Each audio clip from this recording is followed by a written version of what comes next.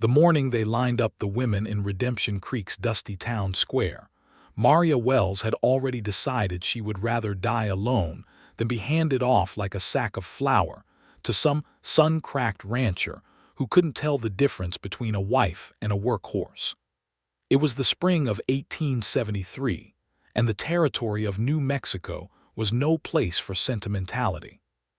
The drought had been eating at the land for 2 seasons running, and the men who scraped their living from cattle and hardpan soil had started looking at the problem of loneliness the way they looked at every other problem, practically and without ceremony.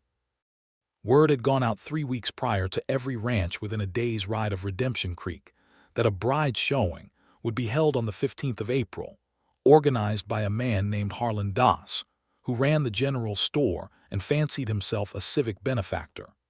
7 women had agreed to participate, most of them newly arrived from Missouri and Kentucky, carried west on the same stage line, their futures packed into carpet bags and their hopes held carefully behind neutral expressions. Maria Wells was not newly arrived. She had lived in Redemption Creek for 2 years, working as a seamstress and laundress out of a small adobe at the edge of town, and she had been talked into the showing by her landlady, a wide woman named Berta Crane who had more opinions than the Bible had pages.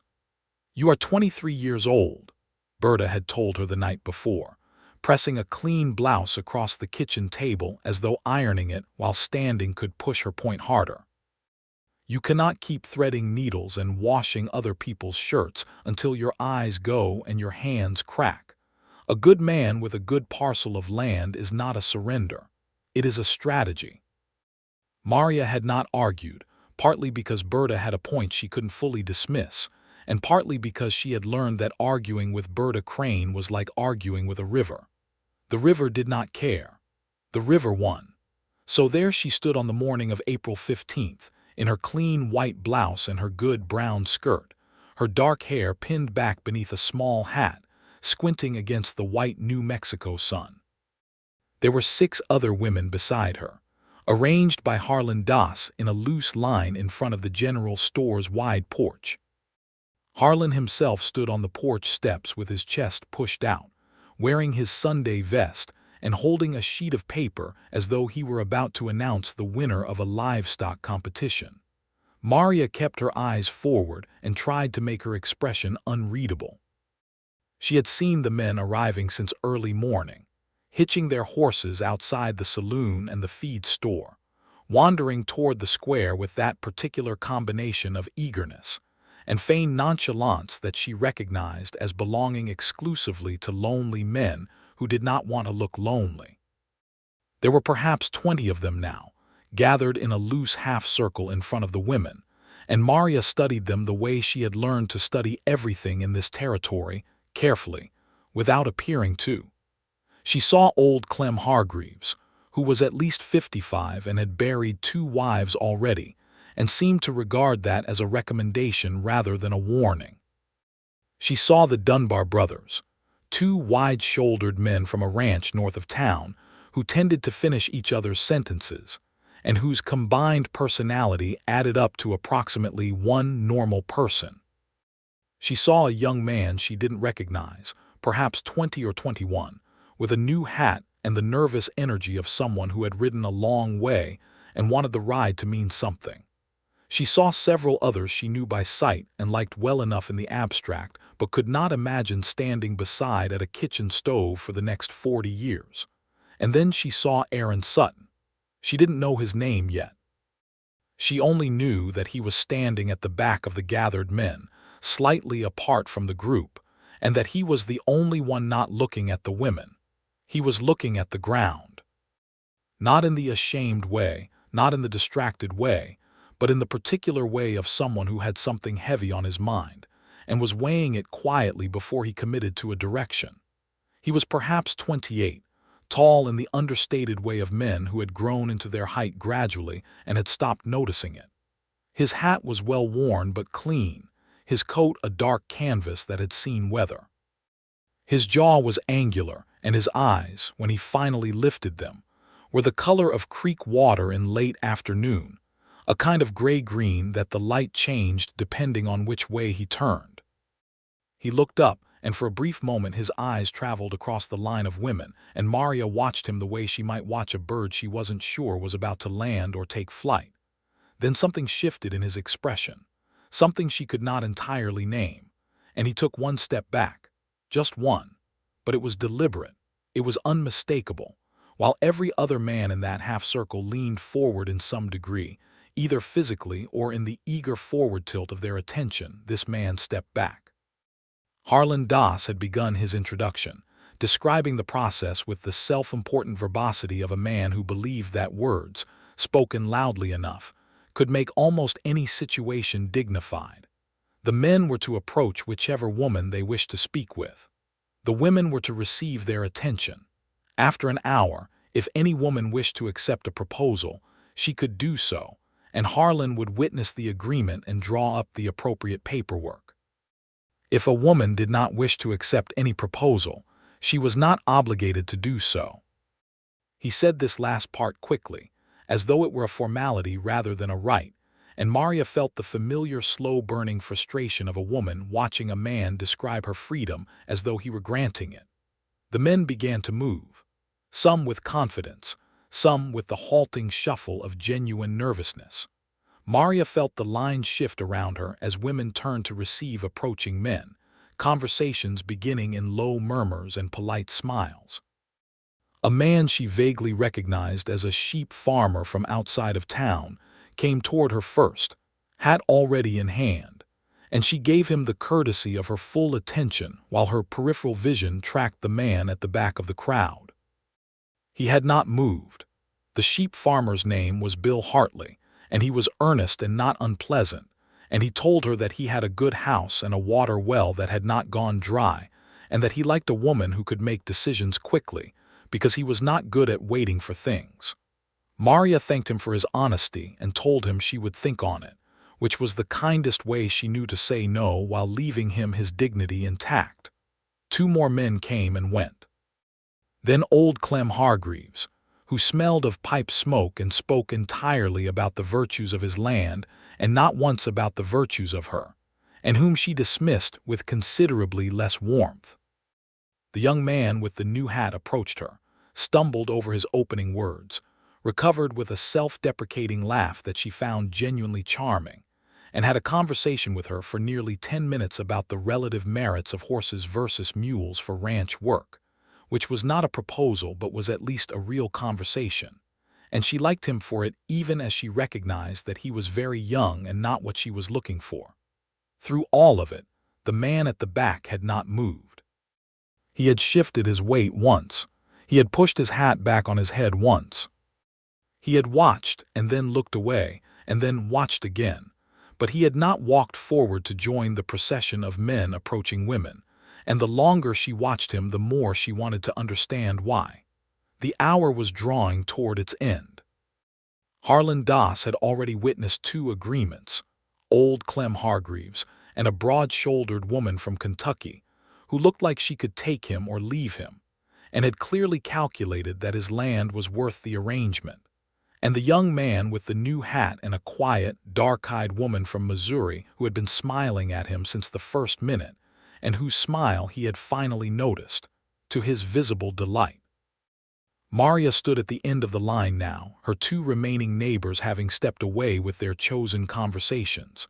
She was, for the moment, entirely alone in her section of the line, and she looked directly at the man at the back of the crowd. He looked back. The look held for a beat longer than accidental. Then Maria did something that surprised even herself. She stepped forward. Not toward him exactly. She did not cross the full distance between them, but she stepped off the line, off the position Harlan Das had placed her in, and she stood in the open space between the porch and the gathered men, and she said at a volume that carried clearly, "Are you planning to stand back there all morning, or were you going to introduce yourself?" Several people turned. Harlan Das frowned. The man at the back of the crowd went very still for a moment, and then a slow thing happened to his face that was not quite a smile and not quite surprise, but was somewhere in the interesting territory between the two. He walked forward. He stopped a respectful distance from her, close enough to speak without raising his voice, far enough that she did not feel crowded, and he took his hat off, which was the correct instinct, and he said, "Aaron Sutton, ma'am, I apologize for the back of the crowd position. I wasn't entirely sure I should be here." "But you are here," she said. "I am," he agreed. "I rode down from my place north of the Malpais 3 days ago, and I've been arguing with myself about whether to turn around for most of that time." "What decided you?" He looked at her with those gray-green eyes and seemed to consider the honest answer versus the safe answer, and chose the honest one. "I'm not sure anything decided me. I think I just stopped arguing." Maria studied him. "Why were you standing at the back?" He was quiet for a moment. Then he said, "Because it didn't sit right with me, the whole arrangement. Women lined up, men walking down the line making selections. It felt like something was wrong with it." He paused. "I don't mean the women, I mean the arrangement, the way it was set up. Nobody asked the women who they'd like to talk to." She felt something open in her chest like a window, being pushed outward on a warm morning. She kept her expression steady because she had learned that letting a feeling show too quickly on your face was a form of vulnerability you could not take back. "It isn't perfect," she said carefully. "No," he agreed, "it isn't."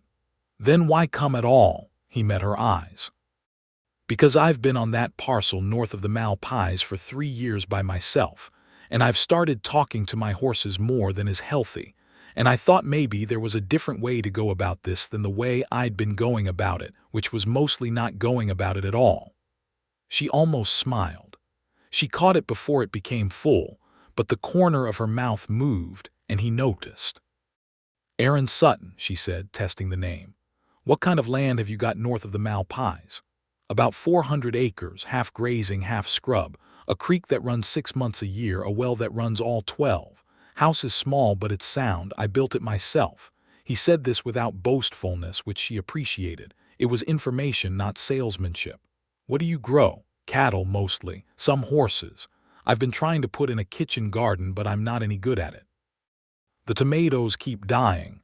"Tomatoes need deep water in this climate," she said. "You can't surface irrigate them and expect much." He blinked. "I didn't know that. Most people don't." She tilted her head slightly. "What kind of man argues with himself for 3 days about whether something is right before he does it?" "A cautious one, I suppose." "Or a decent one," she said, and this time she let the smile come, small and measured, and she watched him receive it with the expression of a man receiving something unexpected and good. Harlan Das materialized beside them with the slightly aggrieved energy of a man who felt his event was going off script. "Miss Wells," he said with a practiced warmth that had nothing warm in it, "if you've found someone you'd like to consider, the paperwork—" "The paperwork will wait," Maria said without looking at him. She kept her eyes on Aaron Sutton. "Mr. Sutton, would you like to continue this conversation somewhere that isn't the middle of a square with 20 people listening?" "I would," Aaron said. Harlan Das made a small noise of objection that neither of them addressed. They walked to the far end of the square where a wooden bench sat in the shadow of a large cottonwood, and they talked for nearly 2 hours. She found that he was thoughtful and plain-spoken in equal measure, that he laughed easily at things that were genuinely funny and not at things that weren't, that he had opinions he was willing to revise when given a good reason, and that he asked her questions, and then actually listened to the answers, rather than using her answers as bridges to more things he wanted to say about himself. He had come from Tennessee originally, had moved west at 21 after his father's death, had left the family farm to his older brother, by the terms of a will that Aaron had found unjust, but had not contested, because contesting it would have meant his mother watching her sons fight over her husband's land.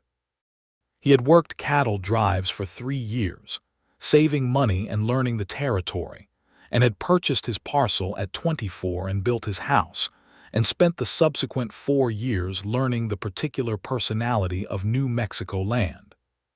She told him about the farm in Virginia where she had grown up, the oldest of 4 children, her father, a tobacco farmer who had died when she was 19, and whose death had set in motion a sequence of events that had ended. through a combination of necessity and stubbornness, with her in Redemption Creek running a one-woman laundry out of an adobe. She told him about her mother, who was still in Virginia with Maria's youngest sister, and about the money she sent back whenever she had enough to send. She told him about the work, which she did not complain about but described honestly, and about the town, which she had complicated feelings about but had learned to navigate. He listened to all of it with the quiet attention of someone who understood that a person's history was not a list of facts but a set of decisions made under pressure, and he did not once say anything that suggested he thought her decisions had been wrong. When the shadows had lengthened enough to tell them that the afternoon was well underway, Maria said, "I'm not going to agree to anything today. I want that understood." "I wasn't going to ask you to," Aaron said. "Most men here today were expecting an answer by noon." "I'm not most men here today," he said simply. She looked at him. "No," she said, "you're not. Would you be willing to have supper with me this evening?" he asked. "At the hotel dining room if they're still serving. I'd like to keep talking, and I can't do it very well on an empty stomach." She said yes, which surprised her less than it might have a month ago, and they parted ways for the afternoon with the particular self-consciousness of two people who have become aware, suddenly, that the other person has been thinking thoughts they haven't yet said. She went back to Berta Crane's house and submitted to 15 minutes of enthusiastic questioning before she managed to communicate that nothing had been decided and that she would appreciate a clean dress for supper and some quiet to think in. Berta gave her both, though she delivered the dress with a look that said she considered the whole situation already decided, and Maria chose not to argue the point because she was, in the quiet of her own heart, beginning to think that Berta might be right. She wore the blue dress that evening. It was her best one, a deep indigo cotton she had made herself 2 winters ago when she had bought too much fabric and decided to do something useful with the excess. It fit her well because she had made it for herself and knew how to do that, and she pinned her hair up more carefully than she had that morning and looked at herself in Berta's small mirror and acknowledged, with the same businesslike honesty she tried to apply to everything, that she looked well. Aaron Sutton was waiting at the door of the hotel when she arrived, hat in hand, and he had cleaned up considerably from that afternoon.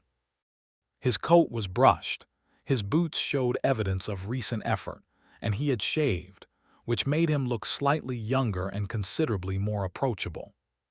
When he saw her, something moved briefly through his expression, a kind of quiet arrest, like a man who has turned a corner and found a view he wasn't expecting, and then he composed himself and held the door open for her.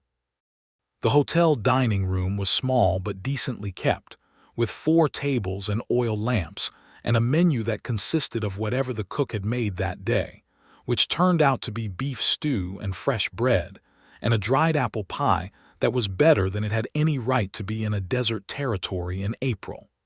They talked through all of it. They talked about things they cared about, she about the injustice of women having so few options in this territory, about the way a woman's choices narrowed the moment she crossed some invisible line that no one had drawn but everyone could see. He about the isolation of frontier life, the particular loneliness of a man who had built something and had no one to show it to, and how that loneliness was a kind of grief he hadn't expected and hadn't been prepared for. She talked about the freedom she had found in her independence, real ones, not theoretical ones, the ability to decide her own day, manage her own money, answer to no one before she answered to herself. He did not dismiss this or argue against it. He said, with the honest simplicity she was starting to recognize as characteristic, "Those are real things, I wouldn't want to take them from you." "A lot of men would say that," she said, "and mean something else." "I know," he said. "I can't prove to you tonight that I'm not one of them. That's something that would have to be shown over time." She studied him across the lamplit table. "You are asking for time." "I'm asking for the chance to make an honest case," he said. "Over time, yes." She was quiet for a moment. Outside the window, the main street of Redemption Creek was settling into its evening arrangement.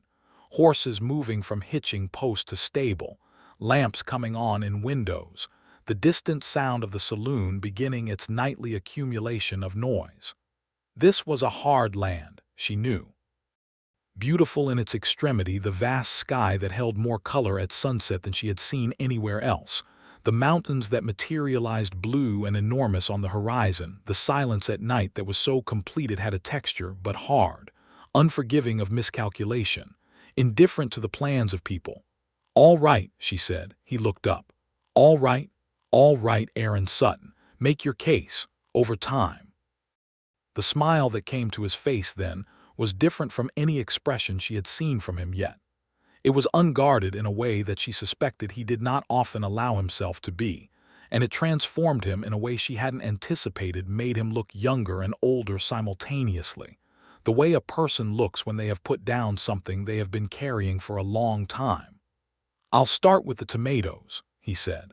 She laughed. It came out before she could calibrate it, open and genuine, and his smile widened in response. "Tell me about the tomatoes," she said. He told her about the tomatoes. He told her about the 3 successive failures to keep the plants alive past June, about the way he'd tried different positions in the yard, different times of watering, different amounts of soil turning. She listened and asked questions, and the conversation slid naturally from tomatoes to the broader project of the kitchen garden, to the wider ranch, to the land itself, the particular quality of the light in late afternoon, the way the Malpais, that vast black lava field that lay north of Redemption Creek like a scar across the face of the earth, changed color with the seasons. He clearly loved his land. Not in the possessive, combative way she had seen in some men who related to land as something to be subdued and exploited, but in the quieter, more intimate way of someone who had stood on a particular piece of earth through enough seasons to learn its moods. When they finally walked out into the cool night air of the street, the hour was later than either of them had noticed. The saloon was still going at full voice, but the rest of the town was quiet, and the sky above Redemption Creek was dense with stars in the way that New Mexico sky always was, crowded and uncanny, and so beautiful it almost felt like an argument against despair. They stood on the boardwalk outside the hotel, and neither of them was in a hurry to end the evening. Aaron turned his hat in his hands in a way she had already started to recognize as his version of nervousness. "I'll be in town a few more days," he said. "My supply order isn't ready until Thursday. Would you—" He paused, recalibrated. "I'd like to see you again tomorrow if you're willing." "I have laundry in the morning," she said, "but I'm usually done by early afternoon." "Early afternoon," he agreed, with a certainty that said he would be there. "There's a path along the creek bed north of town," she said. "The cottonwoods are coming in. It's a good walk." "Early afternoon," he said again, smiling. She said good night and walked back toward Berta Crane's house, and felt, with every step, the peculiar and unmistakable sensation of a life quietly beginning to rearrange itself. In the days that followed, they took the walk along the creek bed, and then a second walk, and then they sat on the porch of Berta Crane's house and had coffee while Berta supervised from inside with transparent subtlety, and they rode out one afternoon to the edge of town, where the land opened up, and the view extended so far in every direction that it required a different scale of thought. They talked about everything. They talked about the territory, about what it asked of people and what it gave back.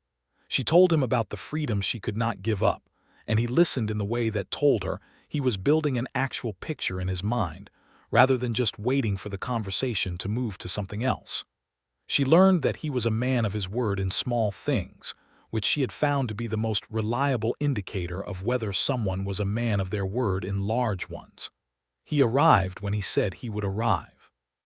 He did what he said he would do. He didn't oversell and he didn't undersell. He was, she concluded by the end of the second day, the most genuinely straightforward person she had met since coming west, which was a rarer quality than it should have been. On Thursday, when his supplies were ready, she helped him load them into his wagon. Berta watched from the store porch with the expression of someone witnessing the fulfillment of a prophecy she had made herself.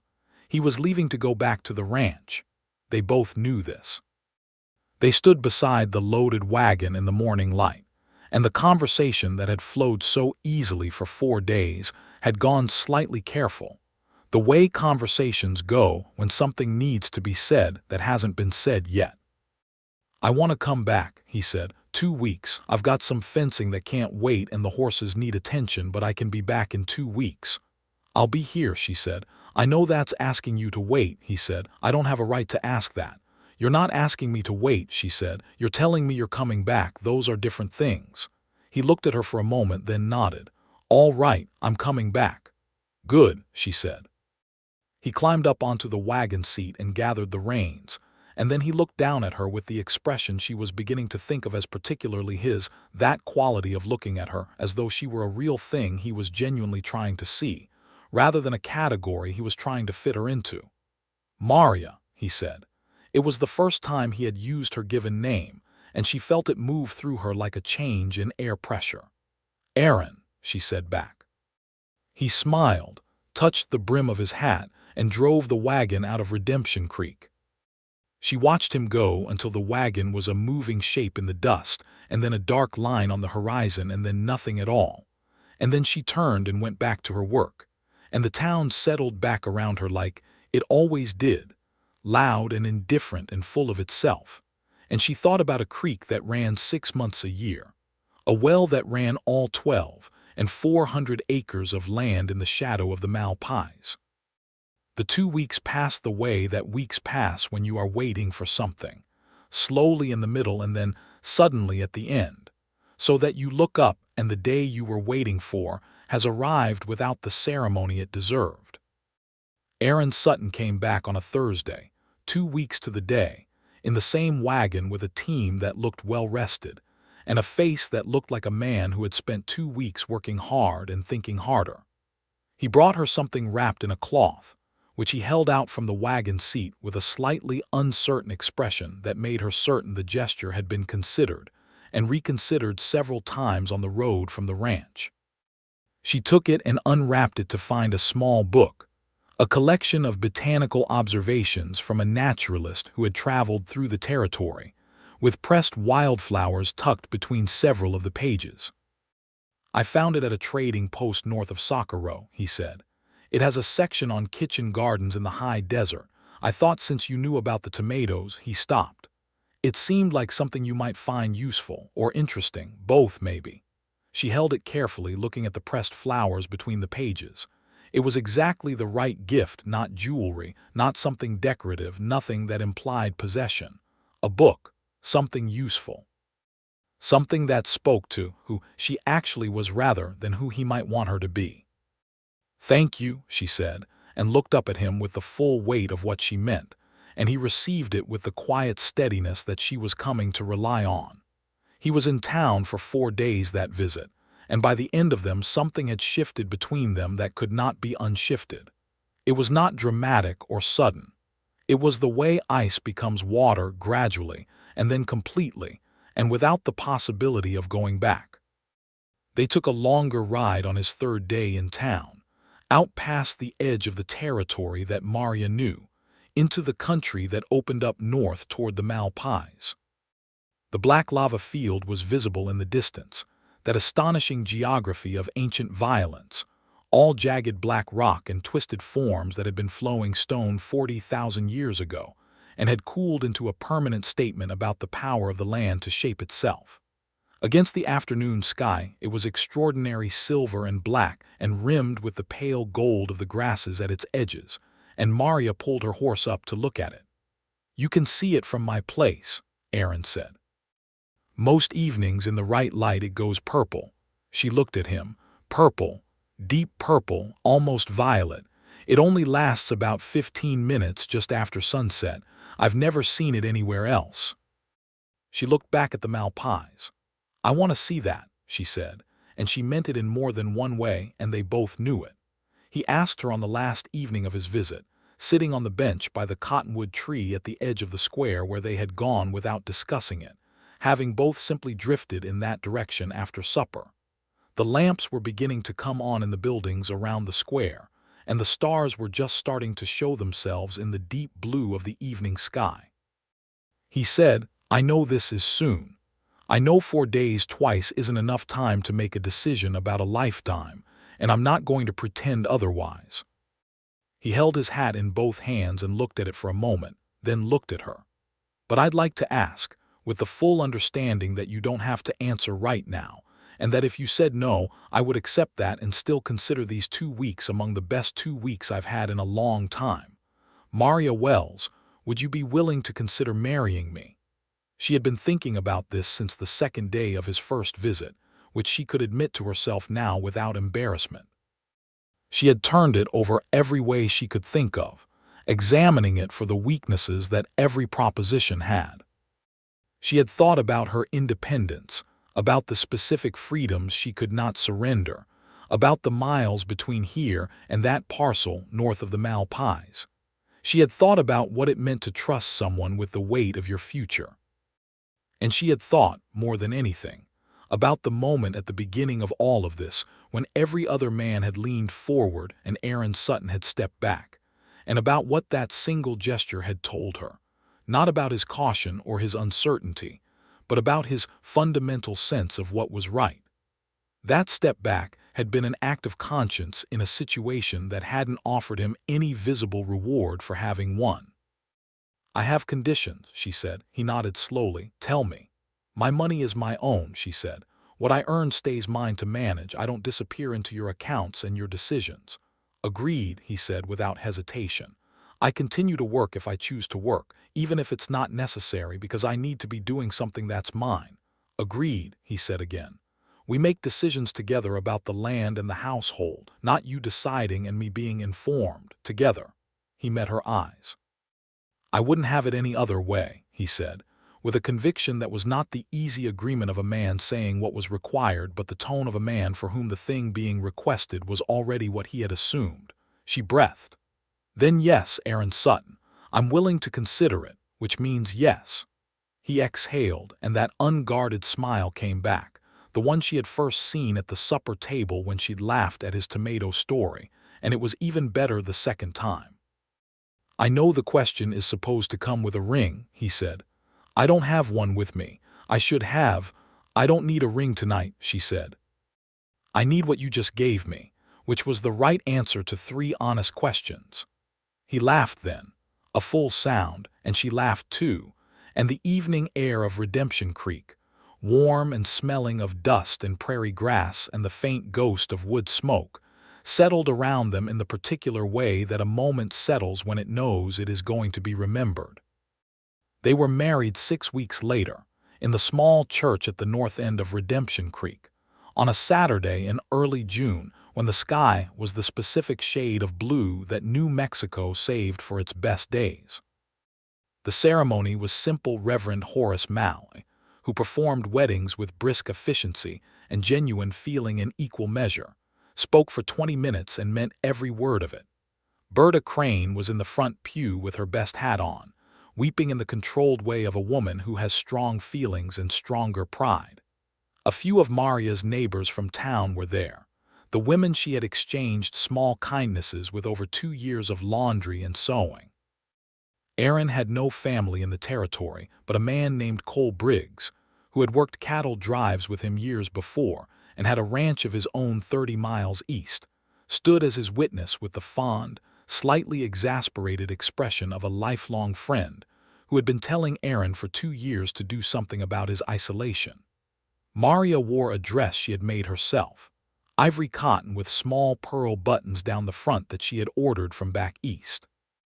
It fit her perfectly, because she had made it for herself, and when Reverend Malley told Aaron he could kiss his bride, Aaron Sutton cupped her face in both his hands as though holding something he intended to be very careful with, and kissed her once, gentle and certain, and the small congregation of witnesses made appreciative noises.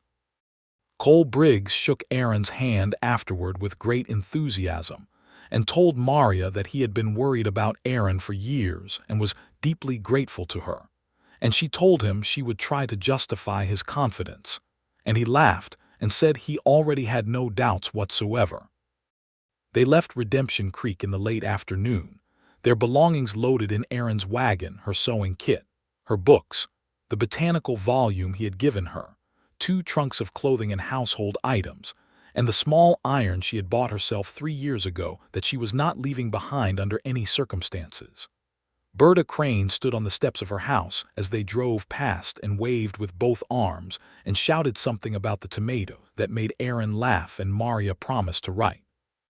The road north toward the ranch took them through changing country, first the flat grazing land around the town, then the scrub rising into low hills, then the wider, more dramatic country of the high desert where the light did things to the rock and sky that Maria had never stopped finding extraordinary.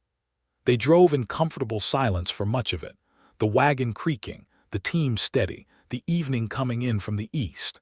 And then, just as the sun touched the mountains to the west, Erin pointed and said, "Look." She looked. The Malpais, now visible as a broad dark mass on the northern horizon, had gone violet. Deep, extraordinary violet, exactly as he had described, the black rock taking the dying light and converting it into something it had no right to be, something almost soft, almost gentle, impossibly beautiful against the gold and rose of the sky above it. She stared at it for a long time. "I told you," he said quietly. "You did," she said. "You absolutely did."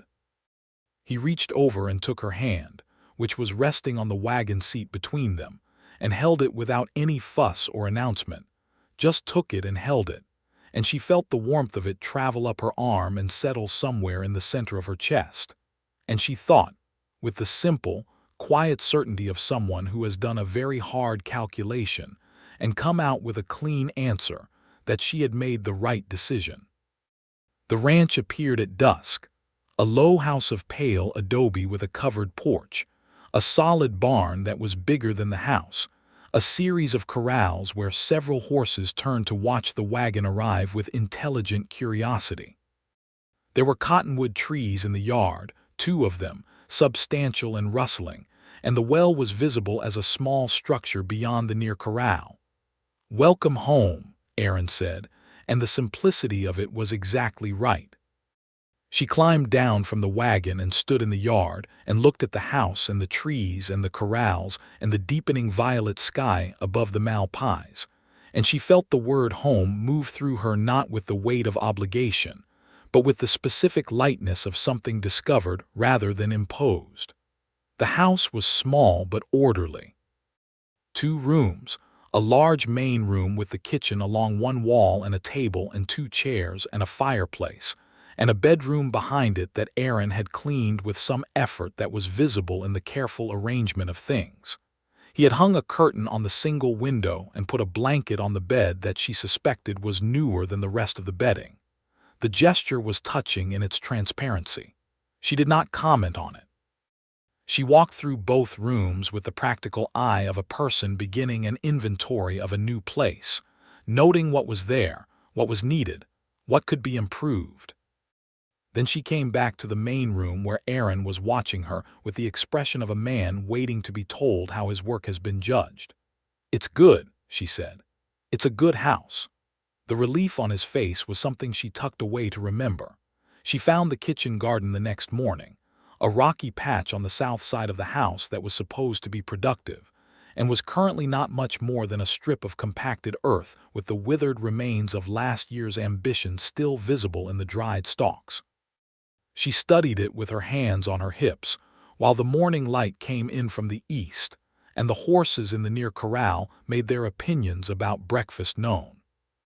Erin came up beside her with 2 cups of coffee, handed her one, and looked at the garden with an expression of resigned apology. "I know," he said.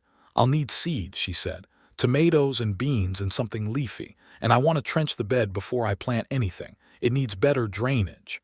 I can get seed in soccer row by the end of the week. And I need a spade, a good one, not the one in your barn which I looked at this morning and which is held together primarily by hope." He laughed, and the laugh was warm and immediate and still unguarded, and she thought she might never grow tired of hearing it. "Tell me what you need," he said, "And I'll see to it," she told him. He saw to it.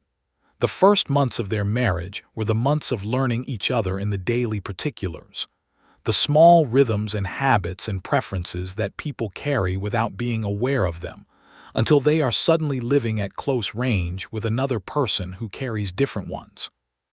Maria learned that Aaron was a person who rose before dawn not out of discipline, but out of genuine preference, that he liked quiet in the mornings until he had been awake for an hour, that he had a way of processing difficult things by going very still and watching the horizon that she initially misread as withdrawal and came to understand was actually his form of problem-solving.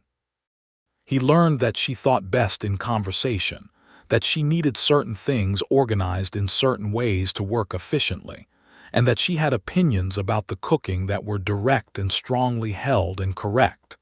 They did not always agree. They disagreed about the timing of a fence repair that Aaron thought could wait and Maria thought could not, and he proved to be right, but she was right about the well cover that needed replacing before the rainy season, and he acknowledged both of these things clearly because he was the kind of person who could be wrong without treating it as a diminishment of himself. She discovered that this was rare. She was grateful for it. The kitchen garden began to produce by midsummer. The tomatoes went in with the deep trenching she had insisted on, and they took to the heavy watering with the response of something that had been thirsty for years. By August they were vigorous and lush, producing fruit that Aaron ate standing over the vine with the expression of someone witnessing a small miracle. "You saved the tomatoes," he said, with genuine reverence. "I corrected the watering," she said. "The tomatoes saved themselves."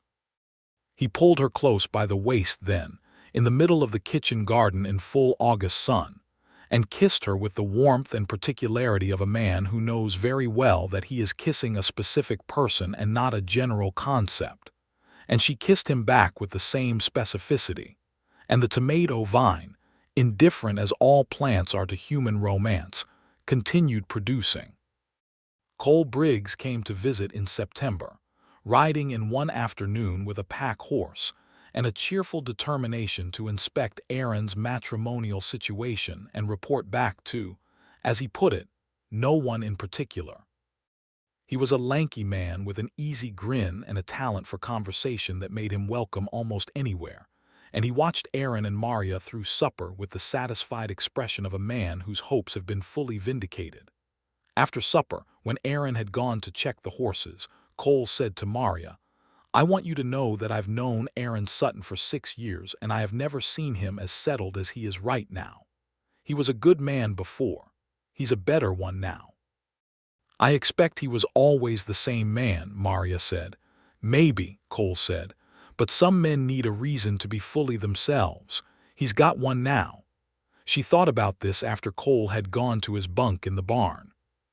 She thought about it in the particular way she thought about things she knew to be true, not as a surprise but as a confirmation.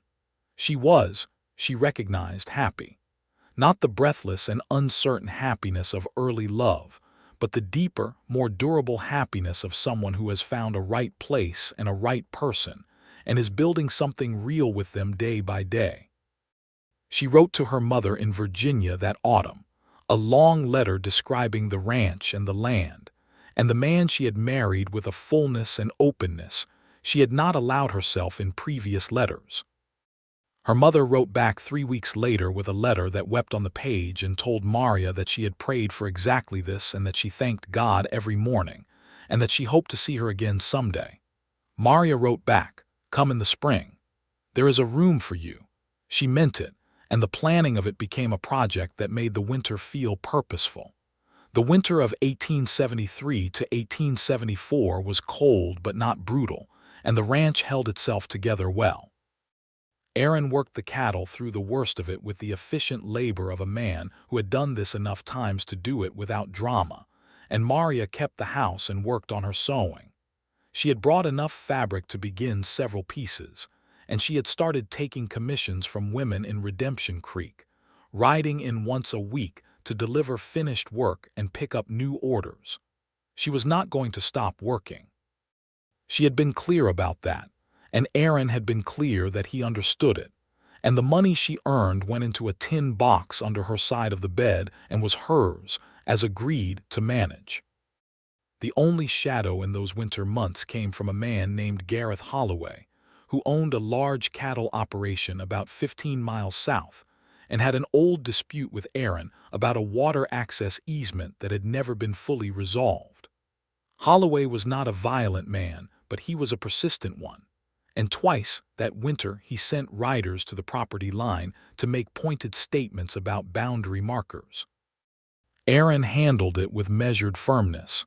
He did not back down, but he did not escalate, and he rode out twice to speak with Holloway directly, face to face, which was his preferred method of resolving things.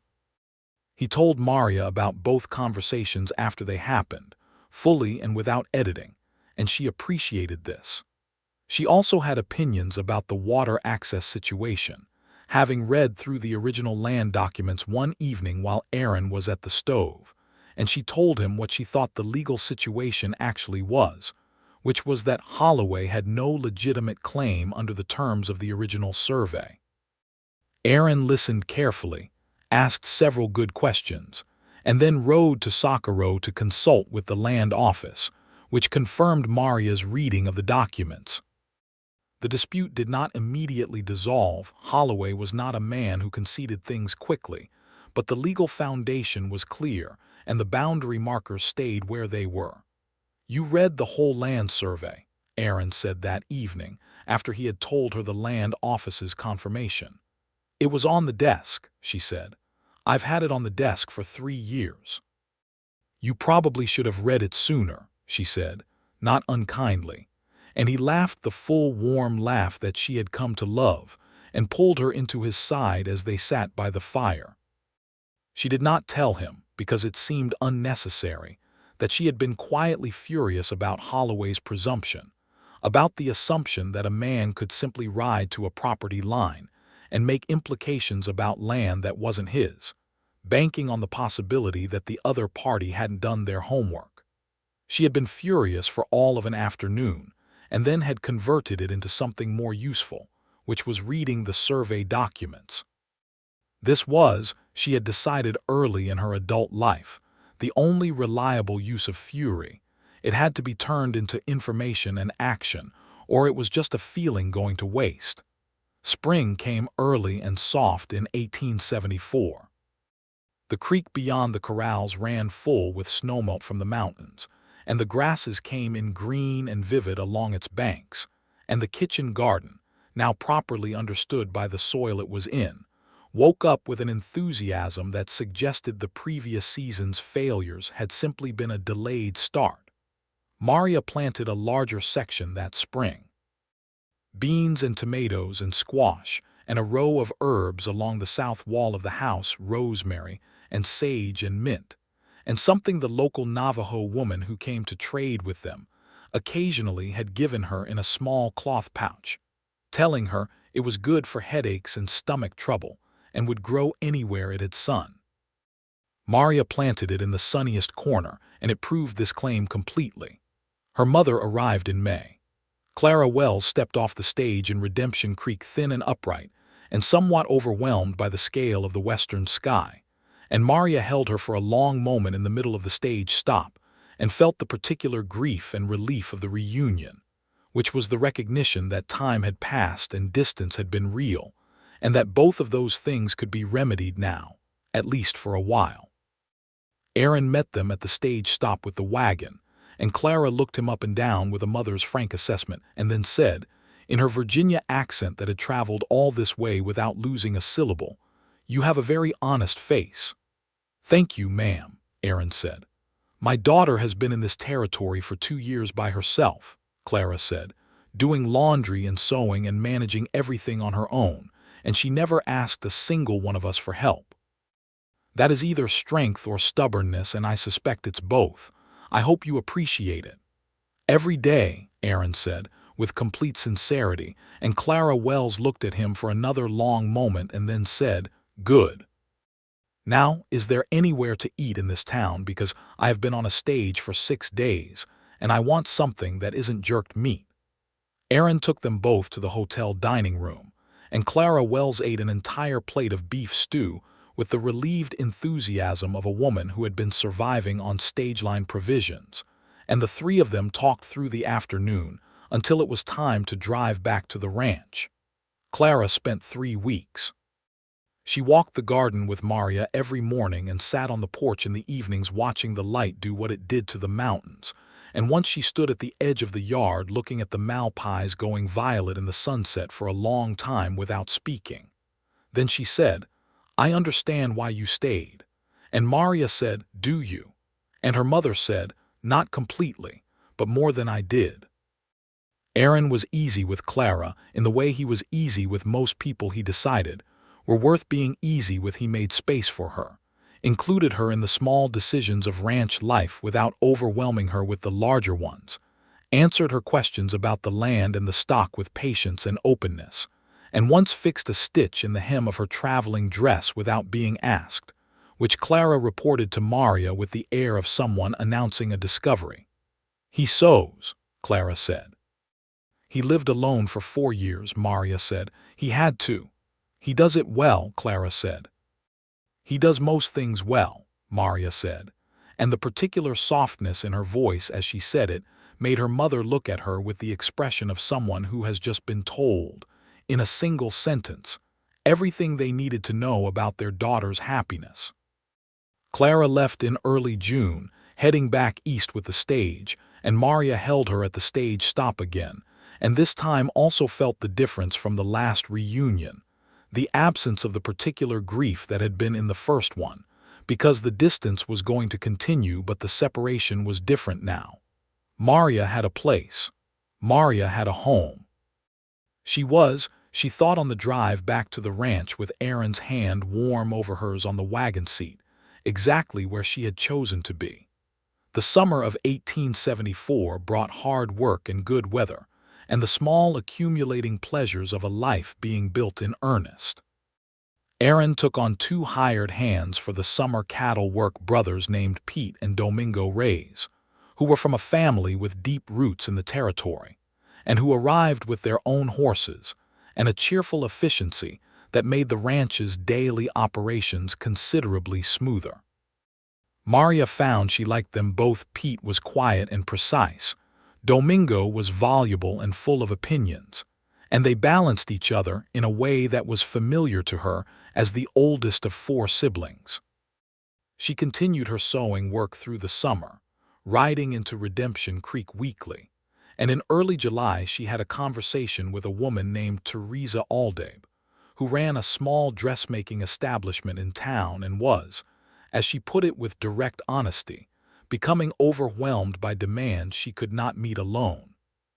She asked Maria if she would consider a partnership arrangement, Teresa handling the town clients and storefront, Maria handling the ranch-side production, splitting the revenue on a formula they spent an afternoon working out over Teresa's kitchen table.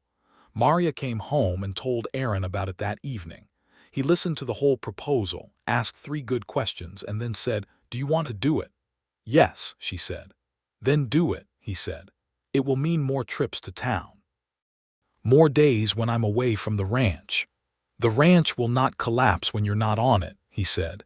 "It mostly ran before you got here, badly and without good tomatoes, but it ran." She had the partnership arrangement formalized with Teresa by the end of July, and the additional income was enough to make a real contribution to the ranch finances, which she reported to Aaron at the end of August with the small but genuine satisfaction of someone who has done the thing they said they would do.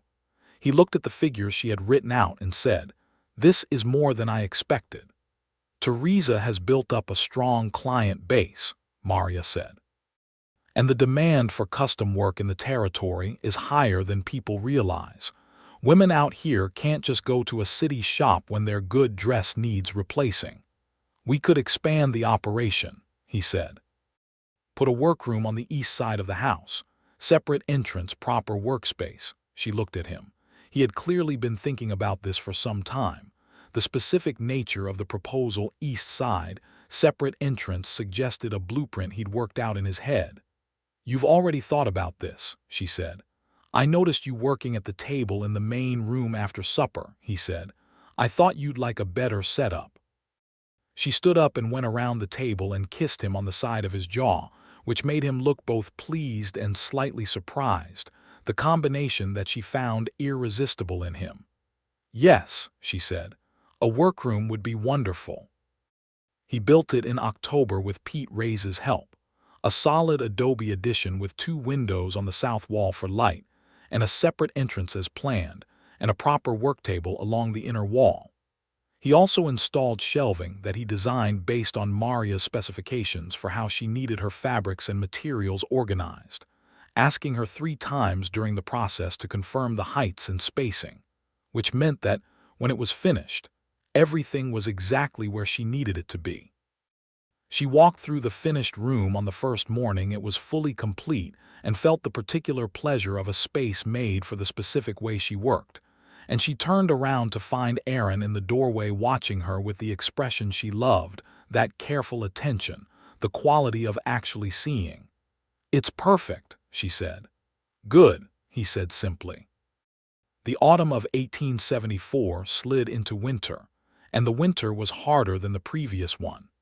A sustained cold snap in January that tested the cattle and the corrals and the 2 hired hands, who proved their worth considerably during 3 weeks of ice and difficult conditions. The ranch came through it in good shape, the cattle losses minimal, the horses sound, the house warm because Maria had been preparing since October, and there was a proper supply of wood and the stove and fireplace both in good condition. In the evenings of that cold winter, they sat by the fire and she sewed and he read or worked on account books, and sometimes they talked for hours, and sometimes they sat in the companionable quiet of 2 people who have become comfortable enough with each other to need no conversation, and both kinds of evenings were equally valuable in the way that only the right pairing can produce. It was in the warmth of one of those evenings, in February of 1875, that Maria told Aaron she was carrying their first child. She had been fairly certain for 3 weeks and had confirmed it to her own satisfaction before she said anything, wanting to be sure before she made the room change around this new information. She told him while they were both sitting at the table after supper, the lamplight warm and the fire steady, in the matter-of-fact direct way that she told him most important things. He went very still in the way she recognized as his form of receiving something large. Then he looked at her across the table and the expression on his face was not one she had seen before. It was something that moved between profound gladness and a specific kind of fear, which she recognized as the fear of someone who wants very much to do a thing right and is aware that wanting is not the same as knowing how. "Are you?" he began. "I'm well," she said. "I feel well. The traveling doctor from Socorro will come through in April and I'll have him look in. I'm not worried." "I am worried," he said honestly. "I know," she said. "You're allowed to be worried. I'll probably be worried too, closer to the time. But right now I am not worried and I need you to hold on to that." He got up from his chair and came around the table and knelt beside her chair, which was a gesture so unexpected and unguarded that it took her breath slightly, and he took both her hands in his. "I don't know how to do this," he said. "I don't have the first idea, but I intend to learn and I need you to tell me when I'm getting things wrong." "I always tell you when you're getting things wrong," she said. "I know," he said. "It's one of the things I most appreciate about you." She laughed, and he laughed too, and he rested his forehead against her hands for a moment, and she felt the warmth of his breath and the slight tremor in his hands that told her more about how much this meant to him than any words would have. The spring of 1875 was gentle and golden and full of preparations.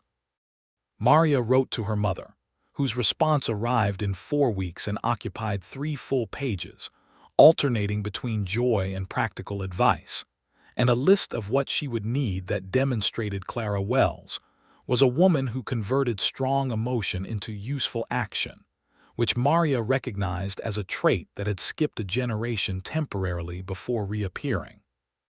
Berta Crane, informed on one of Maria's town visits, wept openly and immediately began assembling a collection of items for the baby that arrived at the ranch in a crate 2 weeks later, and included several things Maria would not have thought of and would be grateful for. The Ray's brothers, told in April, responded with the particular warmth of men who have spent enough time around a family to have become invested in it. And Pete quietly began strengthening the fence around the kitchen garden without being asked, clearly calculating that a pregnant woman should not be doing fence repairs.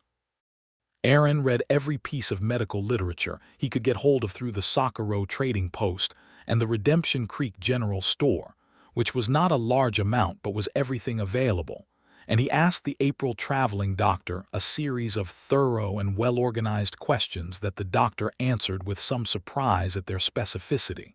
Everything was proceeding normally. Maria was healthy. The baby was positioned correctly. The doctor would come back when his circuit brought him through again in late summer. The boy was born on a September morning in 1875, between dawn and sunrise, in the bedroom of the adobe house north of the Malpais, with the traveling doctor present and Aaron pacing the main room with the absolute concentrated anxiety of a man who has no useful role in the most important event happening, and cannot find any peace in this fact. He was a boy they named James Aaron Sutton, and he arrived in the world with the determined energy of someone who had been wanting to get there for some time, and he was healthy and round, and alarming in his smallness and his completeness. And when the doctor handed him to Aaron for the first time, Aaron Sutton stood in the middle of his own main room at 5:30 in the morning holding this person who was new in the world and went completely silent in a way that was not his usual silence. Maria watched from the doorway, allowed up now and wrapped in a blanket, and she watched her husband hold their son with the careful certainty of a man who has picked up something breakable and found, with some astonishment, that his hands know what to do. Aaron looked up and found her there, and his expression contained the full depth of everything. The relief, the awe, the specific gladness of a man whose life has exceeded his own estimates of what it could become.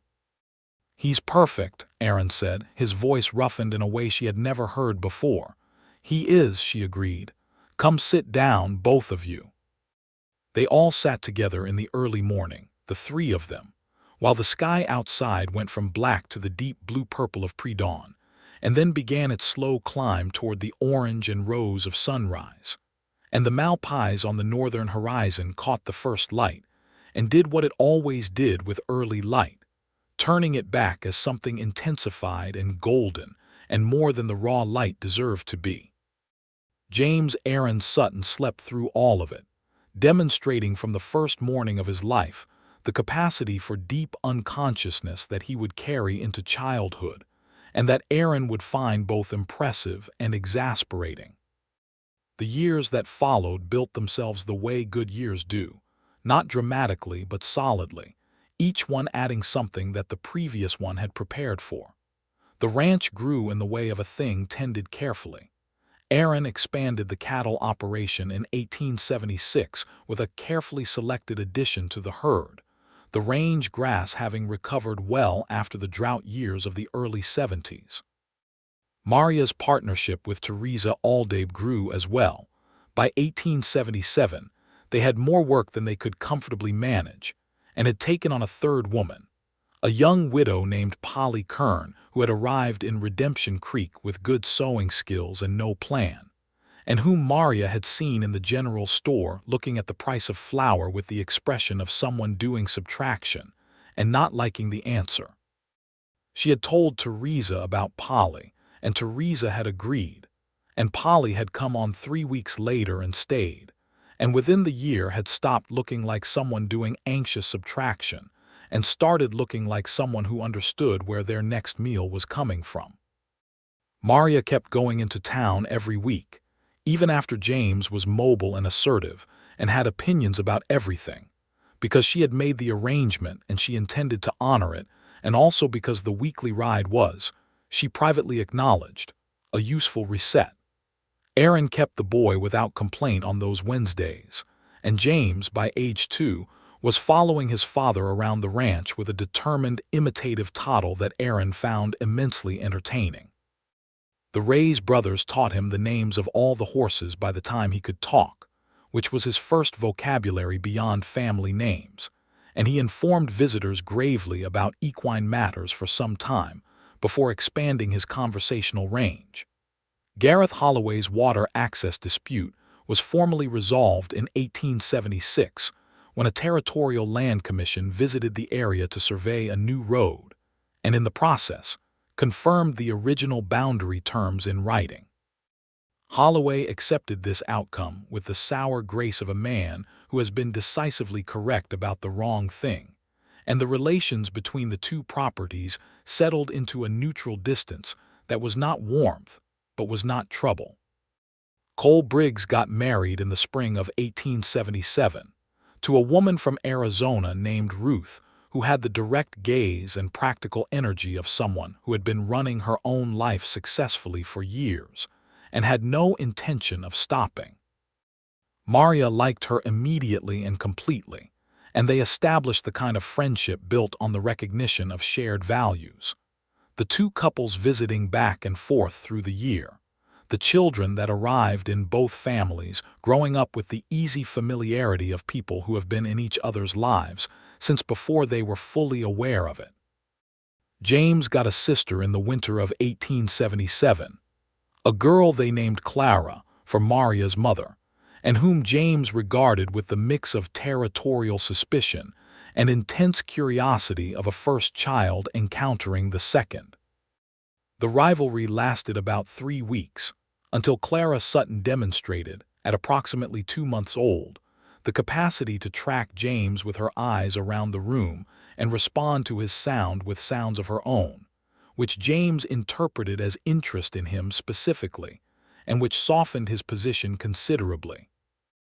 By the time she was 6 months old, he was her most enthusiastic champion, and would tell anyone who came to the ranch about his sister with a proprietary pride that made Aaron Sutton look quietly away and deal with something in the region of his eyes.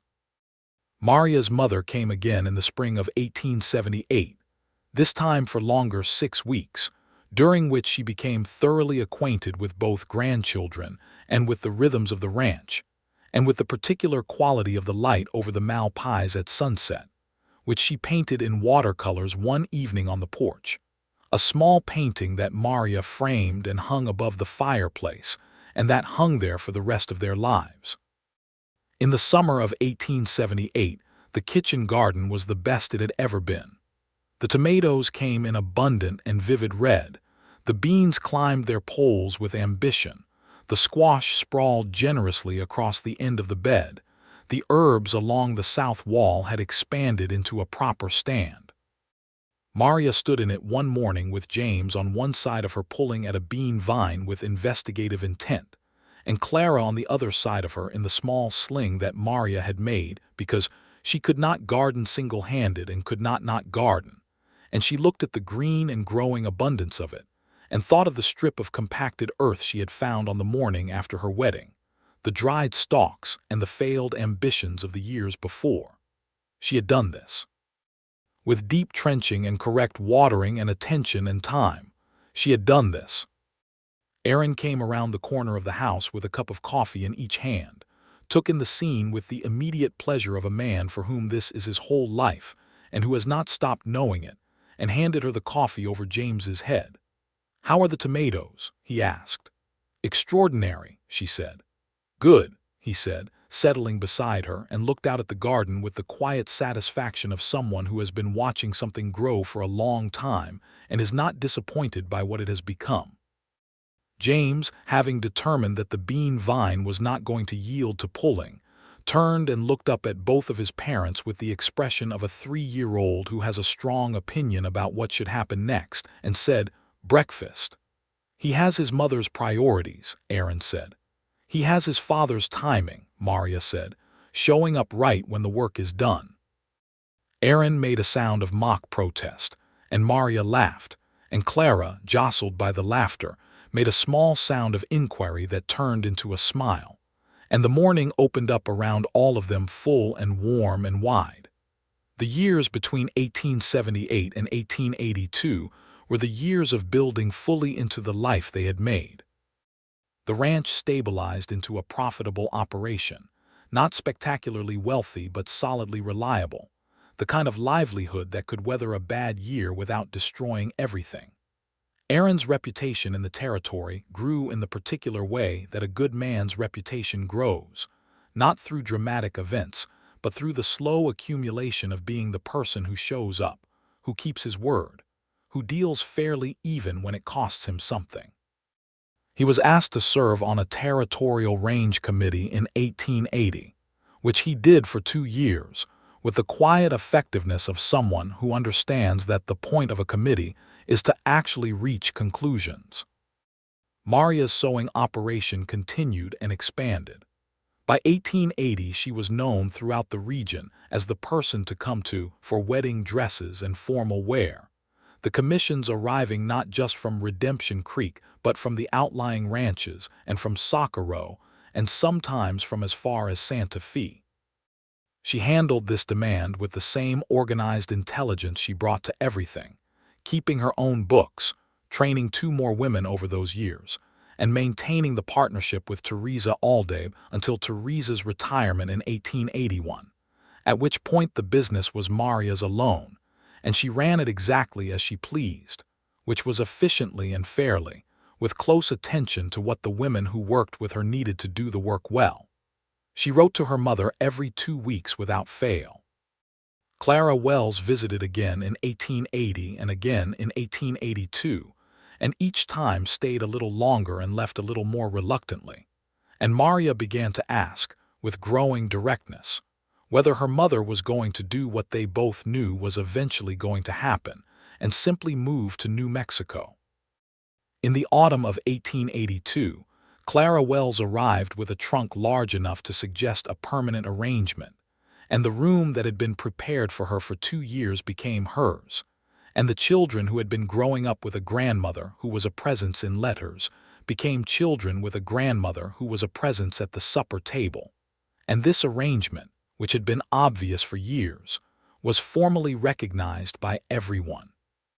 James was 7 by 1882, a boy with his mother's directness and his father's careful attention, and a gift for languages that seemed to come from neither of them directly. He had been learning Spanish from the Reyes brothers since he was 3, and had also been learning some Navajo words from the woman who came to trade, a fact he reported to his parents at supper one evening, with such complete matter-of-factness that neither of them had the heart to be surprised.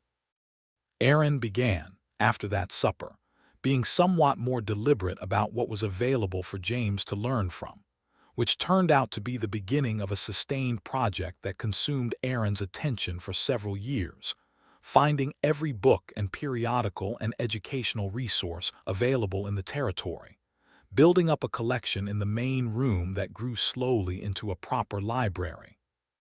Clara was 5 in 1882, and she had her father's gray-green eyes and her mother's absolute certainty about her own opinions, which was a combination that produced a child who was both perceptive and completely unmovable once she had decided something. She and James had the vivid, combative, loyal relationship of children close in age who are genuinely different in temperament. They argued constantly, and presented a united front to anyone outside the family in a way that made their parents quietly proud.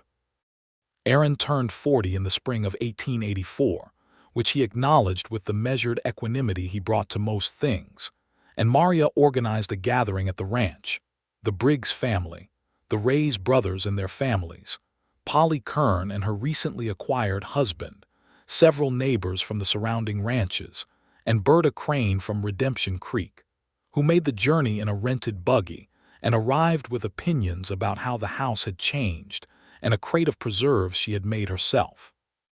It was a long afternoon of noise and food, and the particular pleasure of a gathering of people who have come to know each other through years of proximity and shared circumstance. That evening, when everyone had gone and the children were in bed and Clara Wells had retired with the satisfied exhaustion of a grandmother who has been fully deployed, Aaron and Maria sat on the porch in the early dark and listened to the night sounds of the ranch, The creek was running. They could hear it from the porch, a soft, constant sound that meant the season was right and the land was doing what it did best. 40 years, Maria said. Is that significant? He asked. Ask me in another 40, she said. He reached over and took her hand, which he still did without announcement or ceremony, just took it and held it, the same as he had on the wagon seat on their wedding night, and she held it back with the same sureness that had been there since the beginning and had only grown more certain with the years. Do you ever think about that day in the square? She asked. The bride showing. Sometimes, he said. Do you? I think about you stepping back, she said, while everyone else stepped forward. He was quiet for a moment. I almost left before it even started. I sat on my horse at the edge of town for 20 minutes arguing with myself. What made you stay? I told you, he said. I stopped arguing. You stepped back, she said. In the middle of all of it, everyone leaning forward, and you stepped back. It didn't feel right, he said simply. I know, she said. That's why I came to you.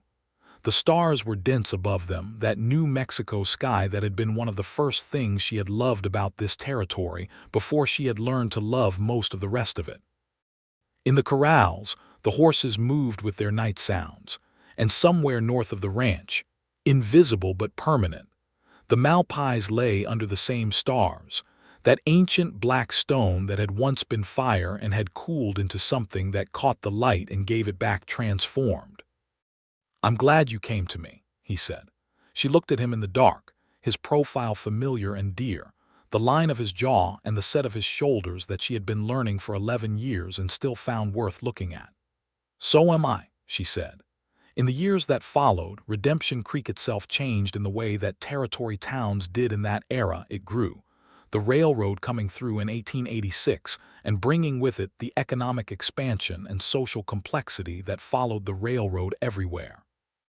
New people, new businesses, new disputes, and new alliances. The town that had held a bride showing in the dusty square in 1873 became something more than it had been, not better in every way, but more various, more layered. The ranch north of the Malpais endured, as things built solidly on good ground tend to do. The children grew in the way of children given both roots and space. James, who studied law by correspondence, and at the Las Vegas, New Mexico College when it opened, becoming eventually the kind of legal mind that the territory badly needed and using it exactly as he said he would use it, which was to help people navigate a system that was designed to intimidate them. Clara, who learned the ranch operations from her father with a thoroughness that said she intended to continue them, and who added to those operations a horse breeding program that became, in time, the enterprise's most prestigious component.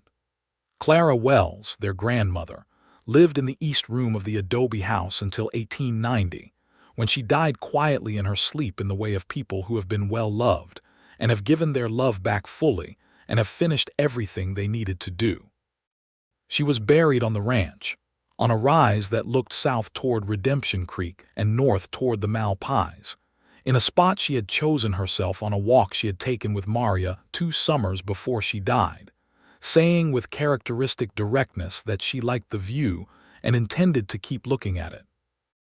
They put a stone marker on the rise and planted the flowering shrub that bloomed yellow in April and May, and Maria went up there alone on the first anniversary and said everything she had not been able to say at the burial. And then she sat for a long time in the silence that holds the words we speak to people who can no longer answer, and she felt the particular grief of such silences, and also, beneath it, the particular gratitude of a woman whose mother had lived long enough to see her happy.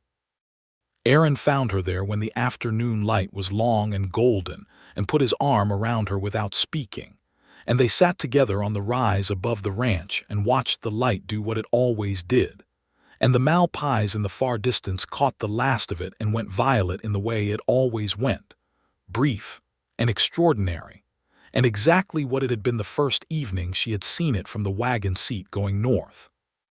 With everything new and uncertain, and full of the specific hope of a woman who has chosen her direction and intends to hold it.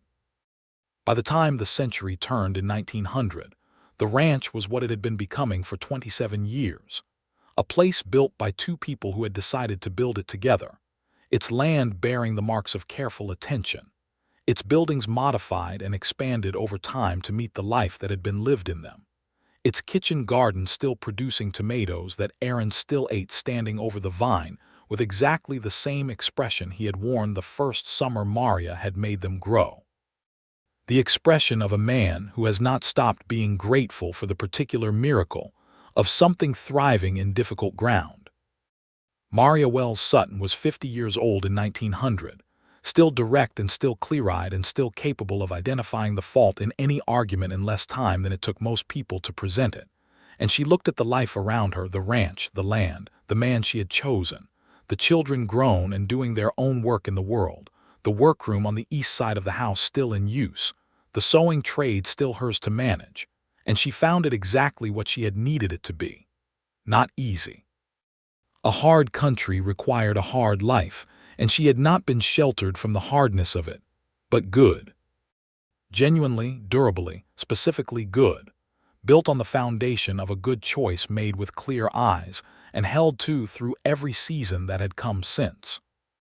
Aaron Sutton was 53, still tall and steady in the understated way he had always been, and he still took her hand without ceremony, and still laughed at things that were genuinely funny, and still went still at the horizon when something needed thinking about, and still looked at her with the quality of actually seeing, which had been there from the first day in the square, and had not worn away with the years, but had deepened into something she did not have a word for in any language except this. The look of a man who has stood exactly where he chose to stand, and has found the choice was right. They celebrated 30 years of marriage in the early summer of 1903.